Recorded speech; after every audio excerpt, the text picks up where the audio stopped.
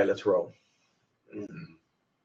Hey, welcome to the Contractor Sales Academy. My name's Tom Reber. I'm with my buddy Steve Shinholser. We are the co-founders of the Contractor Sales Academy, where we help home improvement contractors get back their time, make more money. And each week, we're just going to take 5 minutes each week to talk about how you can build a stronger contracting business. So how you doing there, Steve? I'm good. I'm great. It's beautiful. It's 70 degrees. It's December 14th. Unbelievable. It's 70 by you? Yeah, 70 today. We broke records yesterday. Two 25-year-old records yesterday fell. That's pretty cool, man. What is it here today? It's like 50 here, and I'm in Colorado, and you're in Maryland. That ain't right. Yeah, but it's great. What am I today? I don't even know. I'm on airplane mode. So anyway, so we appreciate you tuning in. If you're watching the recording of this later on, you can learn more about what we're doing at motorhard.com and click products and programs, and you'll see the Contractor Sales Academy. But what I'd really like you to do is go to Facebook and type in the Contractor Sales Academy. There's a free Facebook group there that you can jump in on and get a lot of stuff to help you build your contracting business. So each week, like I said, we're going to just talk about a different topic.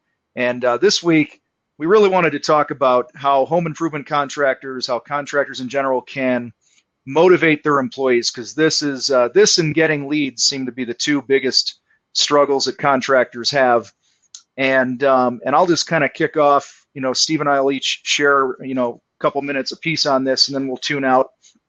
I think the number one thing, if you want to motivate your team and your contracting business, is to get rid of the confusion. Confusion causes a lot of demotivation. And what I mean by that is your people have to have a clear understanding of what their role in the company is, the concepts of why we do things, where are we going as a company, and really the big part is the role that they play in getting to those goals. I really feel when people understand that, they're more likely to buy into the vision that you have for your business and help you get there.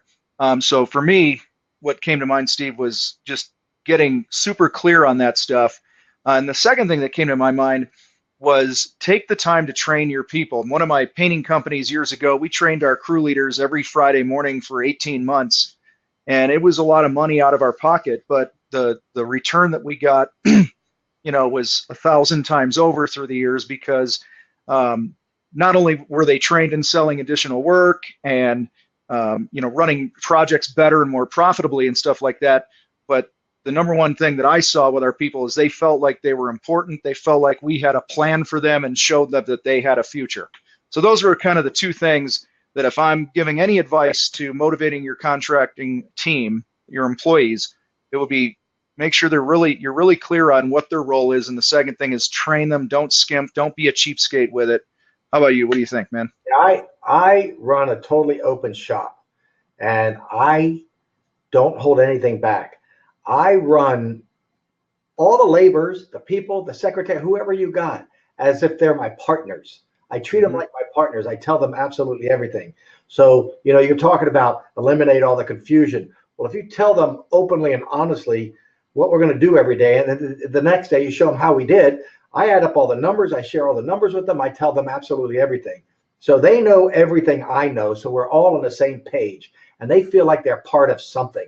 They don't feel like they're showing up and working for the boss or the boss man. They feel like they are viable partners with me and my business. At least that's what I try to do every day. Because I feel like if you feel like you got a fair shot, you have upward mobility, you can make more money, and it's all clear how that happens, then people will buy into your same vision. Because you need people that believe in the same crap you believe in, period. Yeah. You can make all that stuff happen, then you're all sailing towards retirement. So several months back, you and I had a conversation. In that conversation, many conversations, but one of these conversations was about giving our people a total control over their financial future.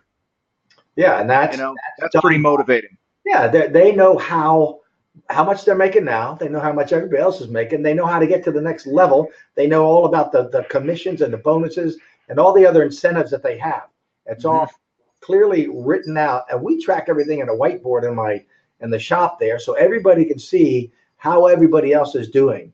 So there's no smoke and mirrors, and nothing is fuzzy math around here. It's all clear. So they know what they have to do to make more money. Have you ever, I know you've owned a few businesses, and years ago you were herding a bunch of cats, managing, what, 1,000 lifeguards or something like that? 3,000. I was a 3,000. lifeguard business, and Yeah. I managed 500 commercial swimming pools with 3,000 teenage lifeguards, and that was herding cats, to put it. Yeah. So with that background and then what you're doing now, have you seen or done anything that you looked at and you said, well, that's definitely not the way to motivate an employee? Yeah, I spent the first 15 years of my career, 30-year career, managing with the stick. Now, forcing people, threatening people, intimidating people, and they're doing what they didn't want to do. Now I manage with a carrot. I put that carrot out there, which is their dream, right out in front of them, so they know what they have to do to accomplish that. And then I step out of the way. I don't micromanage. I let them do their thing. And I've gotten 10 times the returns easily using a carrot approach versus a stick approach. Yeah, you touched on getting out of their way. If I look back businesses I've run, and the most demotivating thing that I would do is I would micromanage things, and I'm a control freak, and I would think that I could do things the best, and I needed to have a hand in everything. And I found once I got out of the way and treated people like grown-ups, expected them to do grown-up work, things went a lot smoother than that. So you got anything else to weigh in on before we cut out of here? Basically, just like you said, here's a game plan. You understand? Great. See you tomorrow. I'll be available if you need me. Yeah. Have a good. How do you got to follow up? Yeah, absolutely. That's where a lot of guys go wrong, is you give them that leash, but then you don't check back. And then it's messed up. So. It was great seeing you today. And next time we talk, I got a funny feeling the temperatures are going to reverse.